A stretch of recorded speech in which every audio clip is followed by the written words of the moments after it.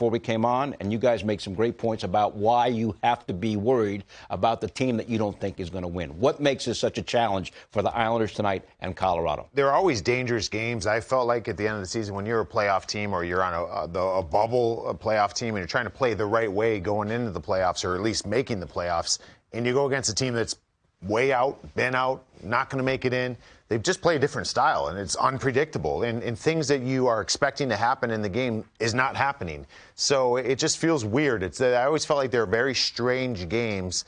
And I would rather play a playoff team down the stretch. I have harder games, even if it was our team trying to make it into the playoffs, right? And we don't even know if we're going to make it in unless we win games. I just felt like it gave you a better shot. I mean, these games are tough. Do we have the board or anything with some of the teams as of late? Like, we've had Arizona getting some big wins. I mean, it's been incredible. Some of these teams that you deem... Philly beat Florida the other night. Yeah, I mean, you would think, oh, this is a must-win for, Team X. And Team Y comes in here, and they've been out of the playoffs for the last 2 months, and they come in and give you a hard game. Well, it's motivation, too. And number one, there's no easy games. And Lane Lambert said it before his game. He says all the right things to make sure that his team is in the right headspace, because there's no easy games. But you have a mix of guys. Maybe some of them are called up or having their first opportunity. You have guys that are playing for contracts that want to hit a certain number. I don't want to say they're going to cheat the game, but they might take some chances where they can create offense. And you see games like that where Philly goes and ends up playing a Minnesota team really hard. And Minnesota's been on a heater, and they end up pulling that one out last night. So it's interesting, because I had those games when Toronto was going through their changeover and how good those players come up and play, and I didn't know where anybody was. They weren't where they were supposed to be.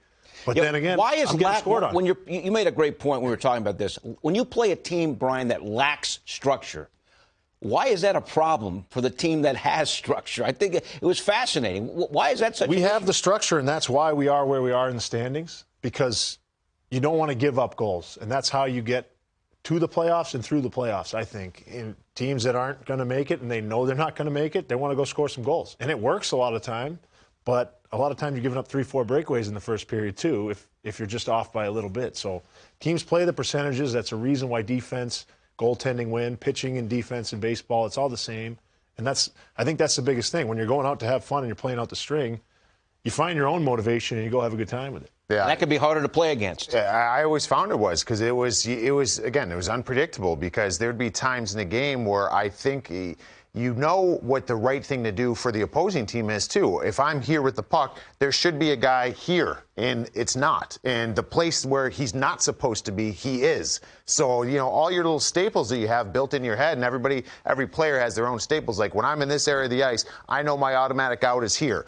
Well, it's not there now, because the guy that's supposed to be where he's at is not there. He's somewhere else, right? And then all of a sudden you start second-guessing yourself, and you're feeling weird. It's all those games. A lot of times when you win them, they're high-scoring games. Like, you'll go in. I remember for a long time when the Islanders were out of the playoffs, pretty early on for a good stretch of my career, and we would play 3 of our last 5 games would be against the Islanders when I was in Pittsburgh or New Jersey. And every game, it's like, 5-4, 6-5. Like, it was just a weird game. Everything went against what we came out to do, and you just try to find a way to muster a win together. So there's no easy outs. It's going to be tough for the Islanders. Now, what about when you're on these teams, Brian, that you're eliminated? There's no stress. I mean, how does that change the approach of the team? That's you just, like you say, you're just going out there, but you don't have the same stress to succeed, right? It's much different. When you don't have something to play for, how does that change the dynamic of the team that's not supposed to win? I wouldn't know. Because you're always on a winning team, isn't that right, bro? Look, he's coming on here bragging here, right? I'm just telling the truth. I wouldn't know. And when we were younger, actually, so my first year up and my second year up in L.A., we were out in February, whenever it was, 09, 08, 09.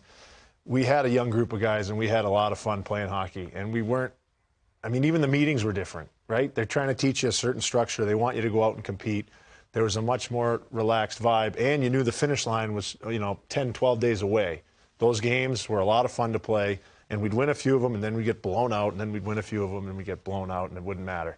Yeah, I was on a team in Columbus that would have been in like 2005, and the first half of the year we were incredibly bad. we were out of the playoffs at Christmas time. Like you would have to, doing the math was very challenging for us to even get in the playoffs that early, right? And the second half of the season, we were the second best record in the NHL. And the other part, too, that guys are playing for jobs. So then you start turning it a little bit, and you start looking a little more selfishly, where I want to make sure I get a job next year. So now those things that Brian's mentioned, like maybe you're cheating to the offense a little bit more. It's just we still missed the playoffs by a ton, but it was weird. It was weird to be on that side of it because you're playing free. What do you have to lose? We're not making the playoffs, but we have other things at stake: jobs and just trying to find a way to survive still in the NHL. You're going to let him get away with bragging about the quality of teams he was on his whole career? I was lucky. Hey. I missed the playoffs 1 year in my career. That's so, it? Yeah.